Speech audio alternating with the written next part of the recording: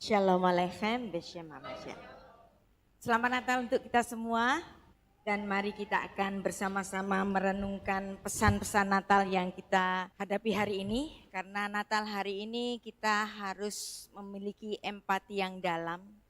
Natal bukan sekedar pesta hura-hura, tetapi Natal adalah suatu peringatan terhadap Allah yang mengasihi kita, Allah yang begitu kasih, Allah yang memelihara kita. Dan tema utama dari gereja ini adalah caring and loving. Maka untuk pagi yang sangat indah ini, kita membaca satu ayat yang begitu indah. Bahwa Natal kita dimulai dari caring dan loving-nya Allah. Dan Yohanes 3 ayat 16 ini adalah inti dari Natal, kita akan baca. Karena begitu besar kasih Allah akan dunia ini, sehingga ia telah mengaruniakan anaknya yang tunggal supaya setiap orang yang percaya kepadanya tidak akan binasa melainkan beroleh hidup yang kekal. Dan inilah Natal yang kita peringati bersama, Natal yang ramah bumi. Saya berikan judul Natal yang ramah bumi, menjaga ciptaan Tuhan. Pagi ini kita akan bicara caring-nya dulu. Nanti sore kita akan bicara loving-nya. Caring itu apa sih? Menjaga, memelihara. Demikianlah kita sudah dipelihara oleh Tuhan. Dan Yohanes 3 ayat 16 ini adalah inti dari Natal. Kasih Allah yang loving, yang diwujudkan dengan konkret, yaitu caring, dengan mengutus putranya ke dunia. Dan ini menunjukkan bahwa kepedulian Allah bukan sekedar perasaan, tetapi tindakan penyelamatan. Anda pernah merasakan cinta, tapi tidak melakukan tindakannya? Pernah jatuh cinta, tapi nggak pernah ngomong, diambil orang. Makanya perasaan itu harus dilakukan. Dan Tuhan sudah melakukan ini. Apa sih caring itu? Menjaga. Dan inilah Tuhan yang telah menjaga kita. Karena begitu besar kasih Allah akan dunia ini, sehingga Dia telah mengaruniakan anaknya yang tunggal supaya setiap orang yang percaya kepadanya tidak binasa, melainkan beroleh hidup yang kekal. Berarti di sini ada tindakan inisiatif dari Tuhan yang mengutus Sang Putra. Caring, menjaga. Allah yang care kepada kita, Allah yang menjaga kita. Dan ini adalah tindakan Trinitas. Natal tidak akan terjadi tanpa tindakan Trinitas dari Allah yang berinkarnasi. Dan Trinitas ini makna utamanya bukan sekedar Bapa dan Putra dan Roh Kudus, tetapi Trinitas itu makna utamanya adalah manifestation of love. Manifestasi dari kasih itu. Dan Trinitas, inti Trinitas, ayat utamanya tentu saja di Matius 28 ayat 19. Karena itu pergilah, jadikanlah semua bangsa muridku, baptiskanlah mereka dalam nama Bapa dan Putra dan Roh Kudus. Lantas apa hubungannya? Trinitas ini kita bicarakan dalam suasana Natal. Karena memang Trinitas sangat berhubungan dengan suasana Natal, yaitu peristiwa inkarnasi. Allah yang menjadi daging, Allah yang menjadi manusia. Sering orang berkata bahwa Natal itu Allah menjadi manusia. Yesus menjadi sama dengan kita, itu benar. Tetapi pemahaman Alkitab kita, inkarnasi adalah tindakan bersama Allah Tritunggal, bukan hanya tindakan dari pribadi kedua, yaitu Sang Firman. Dan kitab suci mengajarkan kita bahwa Sang Bapa yang mengutus, ayatnya sudah kita baca tadi, yaitu Yohanes 3 ayat 16. Kemudian Sang Putra mengambil rupa manusia, Yohanes 1 ayat 14. dan Roh Kudus yang menaungi Maria memulai karya inkarnasi itu sendiri, dan Sang Firman menjadi bakal anak di rahim perawan suci Maria. Sehingga inkarnasi adalah peristiwa trinitarian. Bapa merencanakan, Roh mengerjakan, Sang Putra yang menjelma. Ini sama dengan penciptaan alam semesta di dalam Kejadian pasal 1 yang dimana ini melibatkan firman, yaitu logos atau dafar. Memulai karya penciptaan itu, Roh Allah yang melayang-layang di atas permukaan air dan Allah sendiri yang berfirman. Maka demikian pula kehadiran Yesus Kristus ke bumi ini adalah tindakan bersama Allah Tritunggal. Pertanyaannya, mengapa sih yang berinkarnasi itu adalah Sang Firman, bukan Bapa?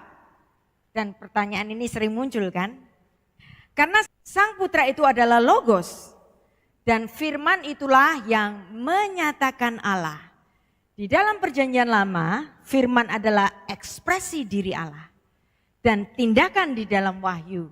Maka di dalam Perjanjian Baru, Yohanes menegaskan bahwa firman itu adalah Sang Putra. Manusia hanya dapat mengenal Allah jika Allah menyatakan dirinya melalui firman-Nya. Karena wajah Allah yang sebenarnya tidak akan bisa kita lihat. Musa, walaupun dia sangat dekat dengan Allah, bahkan dia dikatakan sebagai sahabatnya Allah, dan dia bercakap-cakap dengan Allah seperti kepada temannya.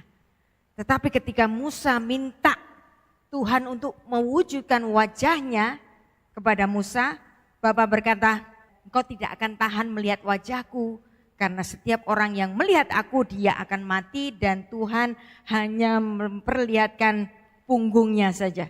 Dan itu di Perjanjian Lama. Maka manusia hanya dapat mengenal Allah melalui pernyataan firman-Nya. Maka di Perjanjian Baru, Sang Putra adalah gambar Allah yang tidak kelihatan itu. Kolose 1 ayat 15. Jadi misi inkarnasi adalah untuk mewujudkan Sang Bapa yang penuh kasih karunia kepada kita. Sang Putra adalah perantara penciptaan itu. Dan Trinitas menjelaskan mengapa sih kok Tuhan Yesus itu dapat berdoa kepada Bapa? Sering orang salah paham, kok Tuhan Yesus berdoa kepada Allah? Kenapa sih kok dia berdoa?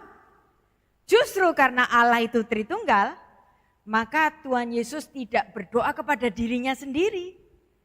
Melainkan berdoa sebagai Sang Putra kepada Bapanya. Jadi inkarnasi ini justru menunjukkan kepada kita hubungan Trinitas yang kekal. Maka tidak bisa tidak. Trinitas adalah manifestasi kasih dari Tuhan. Coba kalau Tuhan itu enggak pernah menjadi daging, kita tidak dapat mengenal Tuhan yang sebenarnya. Yesus ketika berdoa itu bukannya membuktikan dia bukan Allah. Yesus yang berdoa kepada Bapa justru meneguhkan relasi kekal Tritunggal.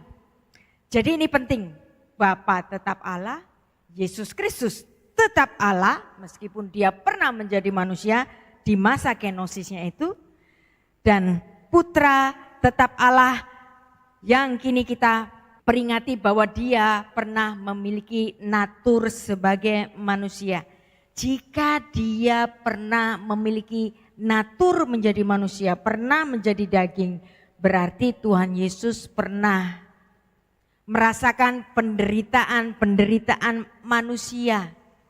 Termasuk hari ini yang sedang diderita oleh saudara-saudara kita di Sumatera Utara, di Aceh, di Sumatera Barat.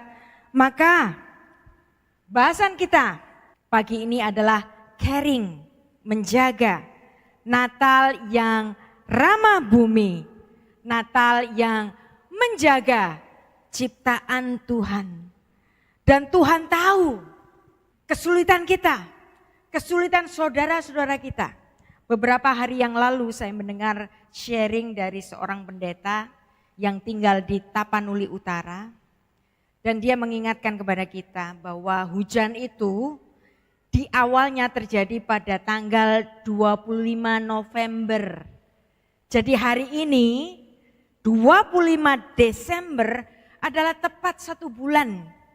Saudara-saudara kita menderita. Jangan kita katakan bahwa Aceh itu bukan saudara kita gara-gara mereka mayoritas Muslim. Tidak. Kita harus berbela rasa sama-sama sebagai manusia. Dan di daerah situ juga ada saudara-saudara kita. Dan sesuai dengan sharing dari saudara saya tadi, Pendeta Heri Marbun, betapa susahnya mereka tinggal di sana. Panen gagal, bayangkan. Mereka tinggal di pinggir-pinggir kebun sawit yang dimiliki oleh orang-orang kaya yang tinggal di Jawa, yang tinggal di Singapura, yang tinggal di luar negeri. Sedangkan yang tinggal di sekitar kebun sawit itu adalah orang-orang miskin. Bayangkan orang-orang yang tinggal di sekitar tambang-tambang emas, nikel, timah, mereka semuanya miskin di daerah-daerah itu. Sedangkan yang kaya siapa? Pengusaha tambang, pejabat, penguasa, dan penduduk-penduduk di situ tidak merasakan kekayaan bumi Indonesia. Maka saya ketuk kepada Anda semua. Di Natal ini, marilah kita berbela rasa. Dan saya tahu bahwa sebagian pengusaha-pengusaha sawit dan tambang itu menjadi donatur-donatur bagi gereja. Dan gereja tidak pernah berpikir asal sumbangnya besar maka dia dapat kursi kehormatan di gereja. Padahal kita harus berpikir mereka semuanya adalah para penjahat lingkungan. Kita seringkali hanya takjub, kaya. Penuh berkat. Tetapi sebenarnya mereka menimbulkan bencana alam di orang-orang sekitar, di orang-orang lokal. Setiap pohon yang ditebang itu adalah nisan bagi mereka. Saudara-saudaraku yang terkasih, marilah kita berbela rasa. Saya menangis ketika Pendeta Heri Marbun bercerita mengenai susahnya jemaat-jemaat di sana. Dan terpaksa mereka merayakan Natal ini dengan begitu sederhana, begitu penuh keprihatinan. Banyak saudara-saudaranya yang ikut hanyut dan mati, panen gagal, dan mereka tidak dapat merasakan Natal yang indah yang dirasakan secara besar-besaran di Jawa ini. Maka tidak patut bagi kita merayakan Natal dengan pesta pora, dengan mengundang artis-artis yang luar biasa, dengan drama kolosal mereka. Bagus sih memang semuanya untuk kemuliaan Tuhan, tapi kita tetap harus berbela rasa.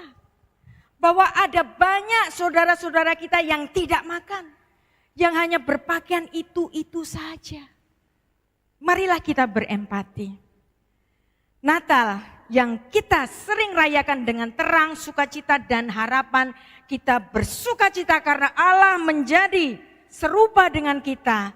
Tetapi kita harus mengingat bahwa ketika Allah datang kepada dunia seperti apa yang dia masuki? Bagaimana kita? Sikap kita terhadap dunia yang sudah dirusak oleh kita sendiri. Maka mulai dari ini, saya mengetuk hati kita masing-masing. Cintailah bumi.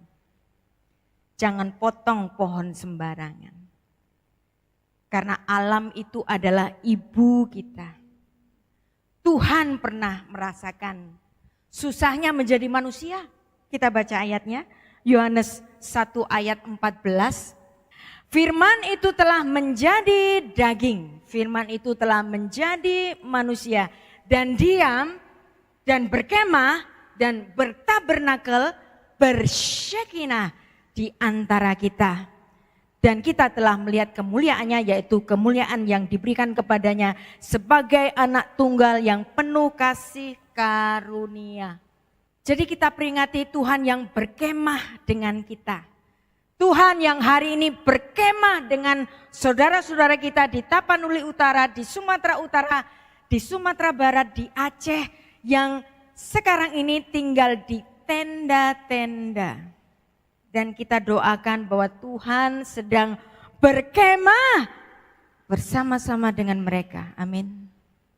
Untuk memberikan apa? Penghiburan. Untuk memberikan kekuatan. Untuk memberikan harapan kembali. Agar mereka dapat dikuatkan untuk memulai kehidupan selanjutnya. Natal adalah Allah yang hadir di tengah ciptaan. Maka orang-orang Kristen harus hadir di tengah-tengah ciptaan Tuhan yang hari ini malang. Jangan kita melupakan gara-gara hari ini ada pesta Natal. Maka saya sangat apresiasi kepada Bapak Gembala. Kita mementingkan ibadah Natal sebagai ibadah, bukan sebagai pesta pora. Kalau Natal ini kita rayakan dengan pesta pora, tidak patut. Tidak patut sekali. Gereja beriang-riang, lunjak-lunjak. Sedangkan saudara kita menangis di Sumatera sana. Kita harus mengingat bahwa Allah itu lahirnya di mana? Di tanah. Di antara jerami. Kandang tempat Tuhan lahir itu berupa gua. Berarti Tuhan lahir di tanah, di jerami, di antara hewan-hewan ternak, di antara kesederhanaan alam. Bayangin kalau hari ini kita orang-orang Kristen merayakan Natal di antara kehebatan teknologi. LCD yang hebat, lampu-lampu strobo yang kelap-kelip, kita seolah-olah empati kepada mereka semua.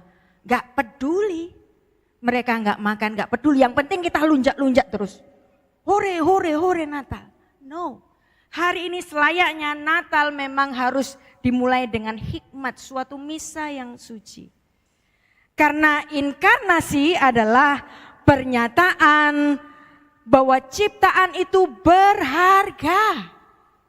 Coba bayangin, gereja-gereja yang begitu senang ketika mendapatkan banyak donasi dari para pengusaha sawit dan tambang itu, dan mereka mengatakan bahwa ini berkat, sesungguhnya mereka adalah para penjahat lingkungan. Mereka tidak punya empati. Mereka tidak merasakan bahwa semua ciptaan adalah berharga. Maka marilah kita semua pray for Sumatera. Kita berdoa untuk Sumatera. Ingat Sumatera di Natal ini. Ingat penderitaan mereka di Natal ini. Inkarnasi adalah pernyataan bahwa ciptaan itu berharga. Bumi itu bukan benda mati, bapak-bapak, ibu-ibu. Alam bukan sekedar sumber eksploitasi. Ciptaan adalah ruang kehadiran Allah. Bagaimana tidak apa yang dirasakan oleh pendeta Heri Marbun yang sharing kemarin dengan saya. Dia merasakan bahwa mungkin di antara jemaat di sana mengatakan, Tuhan di mana engkau? Di mana engkau? Di Natal ini di mana engkau Tuhan? Terus kemudian kita yang di Jawa lunjak-lunjak dengan undang artis-artis yang luar biasa, dengan kemewahan, dengan LCD yang luar biasa, dengan lampu-lampu yang hebat itu, nyanyi-nyanyi, lunjak-lunjak. Empati kepada saudara-saudara kita yang di Sumatera. Padahal bumi ini dipercayakan kepada kita untuk dipelihara. Bukan untuk dikuasai. Mentang-mentang kamu punya izin konsesi, lantas kamu lupa kepada penduduk-penduduk sekitar yang terus-menerus miskin. Lalu kamu bawa hartanya, sebagian kamu tebar ke gereja-gereja yang mewah-mewah itu makin mewah, makin mewah, makin mewah. Sementara yang di Sumatera sana terus menerus miskin. Engkau tidak peduli. Maka saya ketuk para hamba-hamba Tuhan. Engkau yang menerima donasi-donasi dari pengusaha-pengusaha penjahat lingkungan itu. Berpikirlah. Berpikirlah betapa banyak ketimpangan di Indonesia ini. Orang-orang kaya karena dekat dengan pejahat atau penjahat. Dan mereka sebenarnya adalah orang-orang yang tamak. Yang tidak mengerti rasa cukup. Perhatikan bahwa Tuhan itu menciptakan kita dari mana?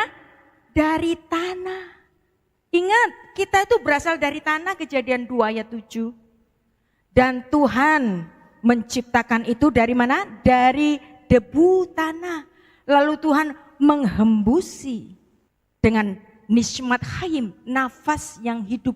Maka manusia yang berasal dari tanah itu menjadi makhluk yang hidup. Maka jika kita abai terhadap tanah, bahkan kita mengingkari tanah, bahkan kita memperkosa tanah itu, maka kita memperkosa diri kita sendiri. Kita merusak diri kita sendiri. Mentang-mentang keluargamu gak ikut bencana, mentang-mentang keluarga kita gak ikut mati, mentang-mentang harta kita gak ikut hilang, terus lantas kita lupa. Yos pokoknya Natal, pesta, nyanyi, rame-rame. Mewah-mewah tanpa keinginan untuk mengingat apa yang dirasakan oleh saudara kita. Saya memberikan tema ini kepada Pak Ishak beberapa bulan yang lalu sebelum terjadi bencana itu.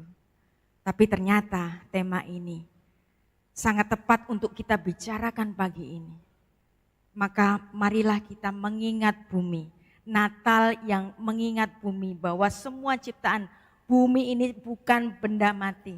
Dia adalah bagian dari kita.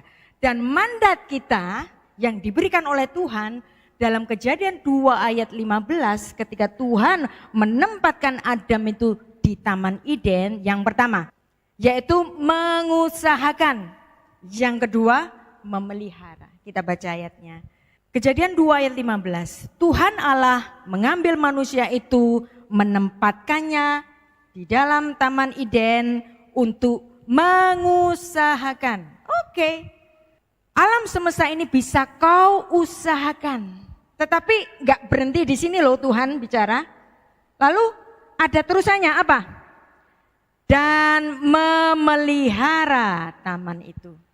Jadi mengusahakan dan memelihara. Betapa banyak pengusaha-pengusaha tambang dan sawit itu hanya mengusahakan tapi tidak memelihara.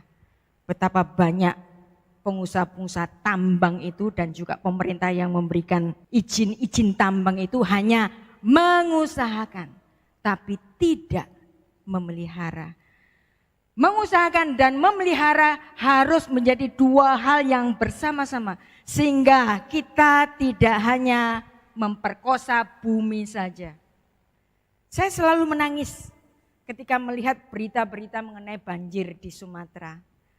Saya melihat gajah kejepit balok-balok yang ada penengnya Menteri Kehutanan itu, Kementerian Kehutanan itu, dan peneng dari merek-merek dari perusahaan-perusahaan tertentu, dan mereka menghancurkan rumahnya para gajah itu. Saya menangis. Ketika saya melihat harimau yang kurus, saya menangis. Ketika melihat orang hutan yang kehilangan rumahnya, saya menangis. Dan saya yakin Anda semua menangis sama seperti saya kan. Maka marilah kita merayakan Natal pagi ini dengan mengingat bumi. Itulah yang kita lupakan. Kita mengeksploitasi alam. Kita bukan menjaganya. Hutan ditebang tanpa kendali, sungai dicemarkan, satwa kehilangan habitat, bencana ekologis semakin menjadi-jadi. Bagaimana nggak bisa bencana ekologis? Saya kemarin lihat bagaimana orang mengambil timah, mengambil tanah, mengambil nikel. Dan ketika emas itu ada di bawah dari hutan itu, maka kemudian pohonnya ditebangi. Bahkan akar-akarnya itu dirusak untuk mengambil mineral di bawahnya. Nggak mikir. Nanti ada penduduk di sekitar itu bakal mendapatkan tanah longsoran. Emang gue pikirin, kan aku sudah sumbang gereja ke pastor A, ke pastor B yang terkenal itu kan. Gak peduli mereka. Aku sudah bayar perpuluhan. Aku sudah membangun gereja besar untuk pendeta ini. Kan itu untuk Tuhan. Emang Tuhan berbahagia ketika kita semua melupakan keadilan sosial ekologi. Jadi ketika kita beribadah itu bukan soal persembahan Bapak-bapak Ibu-ibu. Tetapi juga soal keadilan ekologi, keadilan sosial. Bagaimana empati kita kepada saudara-saudara kita. Apakah kita masih setia pada mandat ini? Mengusahakan dan memelihara. Kita hanya mengusahakan saja, mengeruk kekayaan bumi. Marilah kita mengingat bagaimana Natal itu Tuhan menyatu dengan bumi. Dan Natal itu menjadi kesukaan bagi bumi. Seperti yang diberitakan oleh para malaikat, Lukas 2 ayat 13-14. Dan tiba-tiba tampaklah bersama-sama dengan malaikat sejumlah besar bala tentara sorga yang memuji Allah, katanya, perhatikan. Kemuliaan bagi Allah di tempat yang maha tinggi dan damai sejahtera di bumi. Damai sejahtera di bumi. Ingat Bapak-bapak Ibu-ibu, ketika Tuhan hadir memberikan damai sejahtera di bumi, di antara manusia yang berkenan kepadanya. Anda pikir kalau kita sudah bayar perpuluhan dan sumbangan yang besar untuk gereja, tetapi engkau sebagai penjahat lingkungan, lalu ibadahmu diterima oleh Tuhan? Tidak. Tidak, sama sekali tidak. Karena engkau tidak memberikan suatu kesejahteraan di bumi, kesukaan di bumi. Kita tidak menjadi manusia-manusia yang berkenan kepadanya seperti yang dicatat di dalam Lukas 2 ayat 14. Hei para pengusaha, Anda yang merusak bumi, bagaimanakah engkau dapat melaksanakan Lukas 2 ayat 14 ini? Engkau tidak memberikan kesejahteraan di bumi dan engkau tidak berkenan kepadanya. Natal itu bukan hanya untuk manusia, tetapi untuk seluruh ciptaan, untuk bumi. Kemuliaan bagi Allah di tempat yang maha tinggi, damai sejahtera di bumi. Damai sejahtera itu apa sih? Shalom. Kita suka ngomong shalom, shalom, shalom, shalom. Tapi merusak bumi. Tapi memperkosa bumi. Shalom itu bukan sekedar ketiadaan konflik. Melainkan keutuhan relasi. Antara Allah, manusia, dan alam. Kita ingatnya kan cuman manusia kepada Allah doang kan, vertikal. Tapi kita nggak pernah berpikir horizontal. Gereja-gereja kurang berpikir mengenai horizontalnya ini gimana sih? Apakah gereja ini memberkati korban-korban bencana? Malah kita kalah sama kelompok Buddha Seci. Gereja besar yang katanya asetnya triliunan mana? Mana? Yang kita lihat apa? Mereka pakai jam tangan Richard Mille yang mahal, pakai tas Hermes, pakai baju-baju merek, pakai mobil-mobil yang luar biasa. Jadi bagaimana sejahteranya di bumi itu gimana? Apakah orang Kristen sudah membawa sejahtera di bumi? Maka jika kita tidak memikirkan alam, tidak pernah berpikir horizontal, cuman vertikal. Tuhan cuman dipuja-puji, dikudang. Tuhan itu setiap ibadah itu dikudang. Tapi kita tidak pernah mengingat sesama kita. Maka kalau kita terus-menerus berpikir semacam ini, Natal itu cuman semu, gak ada damai sejahtera. Dan kita harus ingat bahwa Tuhan yang begitu luar biasa pernah menjadi manusia dan dia mengosongkan dirinya. Kolose 1 ayat 16 sampai 17 kita baca. Karena di dalam dialah segala telah diciptakan segala sesuatu yang ada di sorga dan di bumi, yang kelihatan, yang tidak kelihatan, baik singgasana maupun kerajaan, baik pemerintah maupun penguasa. Segala sesuatu diciptakan oleh Dia untuk Dia. Ia terlebih dahulu dari segala sesuatu ada di dalam Dia. Ini yang punya sorga pernah mencapai bumi untuk merasakan penderitaan-penderitaan manusia. Tapi kita manusia-manusia yang sudah diberkati lupa.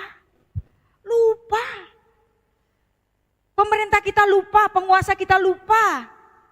Pengusaha-pengusaha, donatur-donatur gereja juga lupa.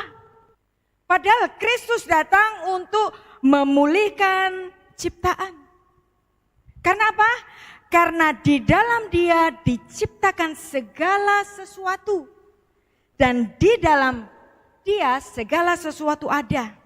Kristus itu sang pencipta, Dia juga pemelihara. Dia penebus seluruh ciptaan. Dia bukan hanya sebagai manusia, tetapi Dia memberikan satu shalom kepada kita. Maka Natal itu telah menjadi awal dari pemulihan relasi. Perhatikan, Natal itu pemulihan relasi, penyembuhan dunia yang rusak, dan harapan baru bagi bumi. Kejadian 2 ayat 7, dikatakan bahwa Adam itu diciptakan dari tanah. Maka tanah adalah dari mana kita berasal. Para filsuf mengatakan, bumi adalah ibu, dan itu benar. Jika engkau menyakiti ibumu, jika engkau menyakiti tanah, maka engkau akan kehilangan kehangatan pelukannya. Kita semua yang merusak bumi, ingat bumi kita adalah ibu. Kalau bumi rusak, maka kita semua akan kehilangan kehangatan pelukan dari sang ibu ini. Dan inilah secara ekologis telah menyampaikan hukum sebab akibat. Jika engkau membunuh ibumu, maka alam akan berteriak. Alam akan melakukan pembalasannya sendiri. Dan ketika manusia mengeksploitasi bumi tanpa batas, deforestasi, tambang yang tak terkendali, monokultur yang rakus, maka bumi akan kehilangan kapasitasnya untuk memeluk kita. Maka dia akan bertindak, banjir itu datang, longsor itu datang. Yang hilang bukan hanya sumber daya, tetapi manusia dan alam telah kehilangan relasi. Dan ini adalah kalimat profetis, Bapak-bapak, Ibu-ibu. Ini adalah kalimat profetis. Jadi yang namanya kalimat profetis itu bukan hanya nubuat-nubuat nanti kamu akan jadi kaya. Kalau kamu mobilnya 1 nanti akan jadi 3. Kalau rumahmu 1 nanti rumahmu akan jadi 5. Bukan itu. Kalimat profetis yang sebenarnya kita mengingat Kejadian 2 ayat 15 bahwa manusia telah diberikan mandat untuk mengelola dan memeliharanya. Maka ketika kita mengikut Kristus, maka kita harus ikut serta dalam pemulihan ciptaan. Kita harus bergerak, terus bergerak untuk memulihkan ciptaan. Bumi yang sudah rusak ini, maka kita memperingati Natal yang ramah bumi, dan itu sebagai langkah iman yang nyata. Dan praktek sederhananya ini bermakna. Apa sih praktek sederhananya? Mungkin Anda nggak bisa pergi ke Sumatera. Mungkin uang Anda kurang untuk memberikan donasi kepada Sumatera, tapi Anda bisa apa? Mengurangi sampah, mengurangi plastik yang berlebihan ketika perayaan Natal. Jangan pakai banyak-banyak plastik ya. Menggunakan dekorasi yang ramah lingkungan. Dan kemudian menanam pohon sesuai simbol kehidupan. Mulai dari apa? Tanam cabai, kata Ferry Irwandi. Kan gampang kan? Tanam bunga, apapun. Kalau dekat-dekat Jawa Timur ini kan kita tanam pohon mangga. Dan pohon itu akan memberikan mangganya pada musimnya. Dan kita menghemat energi dan menghemat air. Jangan mentang-mentang bisa bayar listrik, lantas kita sembarangan nyalain lampu. Dari kecil-kecil ini menjadi satu praktik sederhana.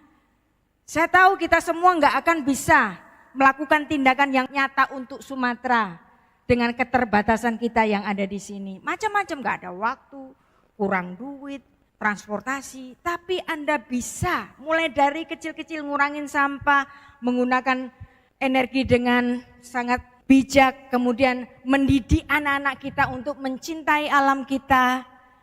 Terus bersuara untuk keadilan ekologi. Ini adalah bentuk merawat bumi dan ini adalah ibadah kita. Dan marilah kita melakukan Natal yang ramah bumi sebagai iman yang nyata. Mulai dari kecil-kecil Bapak Ibu. Saya juga tidak meminta Anda untuk melakukan sesuatu yang radikal. Seperti yang di berita-berita itu. Tapi Anda sudah bisa melakukan langkah-langkah yang kecil ini. Betapa kita tidak menangis. Hutan Sumatera, hutan Kalimantan. Semuanya dirusak. Demi apa? Demi oligarki. Bagaimana Anda puja-puji kepada pejabat tetapi dia juga memiliki konsesi-konsesi tambang. Terus kemudian Anda puja-puji gara-gara dia Kristen, padahal dia juga penjahat lingkungan. Kita harus menyuarakan ini, keadilan sosial ekologi. Dan mari kita merayakan Natal dengan puji syukur iman yang bertanggung jawab, tindakan nyata dalam menjaga bumi. Dan bumi kita adalah rumah bersama kita yang harus kita jaga bersama. Kita harus mensyukurinya. Tuhan, terima kasih kami ada di dalam keadaan yang damai sejahtera di Jawa ini. Tetapi kami juga mengingat saudara-saudara kami yang di Tapanuli Utara, Sumatera Utara, di Aceh, di Sumatera Barat. Dan marilah kita doa bersama bahwa inilah Tuhan mengajak kita semua untuk apa? Untuk mengingat bumi. Bumi adalah ibu kita. Amin. Kita peluk ibu kita. Maka ibu kita akan memberikan pelukan yang begitu hangat kepada kita. Jadi mengingat Kristus yang pernah merasakan kedukaan di bumi, pernah bagaimana merasakan manusia itu pernah sakit, pernah lelah, pernah kecewa. Tuhan Yesus pernah merasakan itu. Ketika kita beribadah, Bapak Ibu ke gereja itu ngapain sih? Karena kita pikirannya apa? Pikiran kita itu ke gereja itu apa? Di antara kita loh ya. Syukur-syukur tidak ada di jemaat ini. Kita ke gereja itu sebagian orang itu karena apa? Wedi, mlebu, neraka. Jadi kalau ke gereja itu pokoknya aku senang gereja loh Tuhan, aku senang gereja loh. Karena apa? Ibadahnya cuma takut masuk neraka. Tapi kita harus mengingat bahwa ketika Tuhan datang ke bumi itu bela rasanya Tuhan loh. Maka bagaimana kita dapat mencapai surga kalau yang punya surga itu enggak pernah datang ke bumi? Anda mau beli surga dengan persembahanmu, dengan persepuluhanmu, dengan amal ibadahmu. Ketika kita beribadah, ketika kita memberikan persembahan, semuanya sebagai apa? Pengucapan syukur bahwa kita pernah dipelihara Tuhan. Sampai hari ini dengan baik, dengan kesetiaan Tuhan. Karena Natal itu adalah apa? Upaya surga mencapai bumi. Karena Anda enggak akan bisa mencapai surga dengan ibadahmu. Anda tidak akan bisa mencapai surga dengan persembahanmu. Tetapi hanya karena yang punya surga mencapai bumi. Natal adalah upaya surga mencapai bumi. Amin. Jadi kalau kita berbuat baik, kalau kita memberikan persembahan, kalau kita merawat bumi, ini semuanya karena kita dipelihara oleh Tuhan. Ketika kita bersedekah merawat bumi, mengasihi sesama, memiliki empati kepada semua korban banjir. Ini semua karena ucapan syukur kita bahwa kita telah dipelihara dengan baik oleh Tuhan. Jangan kau lupakan bahwa Natal adalah upaya sorga mencapai bumi, karena kita tidak akan dapat mencapai Tuhan tanpa Tuhan yang mencapai kita. Maka kita bacakan lagi pesan Natal kita itu. Pesan Natal kita adalah dari caring dan loving-nya Tuhan. Pesan utama pagi ini, marilah kita memelihara bumi. Karena Natal adalah dari pemeliharaan Allah. Kita baca ayat utama kita, Yohanes 3 ayat 16, karena begitu besar kasih Allah akan dunia ini, sehingga ia mengaruniakan anaknya yang tunggal, supaya setiap orang yang percaya kepadanya tidak binasa, melainkan mendapatkan kehidupan yang kekal. Allah telah menjadi manusia, Allah telah menjadi daging, dan kita orang-orang yang diciptakan dari tanah. Saya ajak kita semua untuk mencintai tanah. Natal kita harus menjadi Natal yang ramah bumi, menjaga penciptaan Tuhan. Mari kita berdoa. Bapa Surgawi, kami mengucap syukur untuk pemeliharaanmu kepada gereja ini Tuhan, kepada jemaat dan Bapak Gembala sekeluarga. Kami tahu bahwa kesetiaanmu terus menerus di antara kami. Dan kami di Natal ini kembali untuk diingatkan untuk memperingati Natal secara hikmat. Dan kami mengingat Tuhan, berbela rasa kepada saudara-saudara kami yang hari ini tidak dapat merayakan Natal dengan nyaman seperti kami pagi ini. Tetapi kami berdoa untuk mereka semua Tuhan. Engkau yang bersama-sama dengan kami, Engkau juga bersama-sama dengan saudara-saudara kami yang sedang terkena bencana. Kesusahan mereka juga kesusahan kami. Maka kami Tuhan mengingat bahwa kami adalah debu dan kami akan kembali menjadi debu, kembali menjadi tanah. Maka kami semuanya harus mengingat tanah. Bumi sebagai ibu kami yang telah Engkau ciptakan untuk menjadi tempat kaki kami bertindak dan memberikan keselamatan bagi kami, memberikan berkat bagi kami, karena kami juga makan dari apapun yang berasal dari bumi. Terpuji namamu ya Bapa. Terima kasih untuk kebaikanmu. Beshem ha'af, haben, firuah kodesh, ha Elohim echad.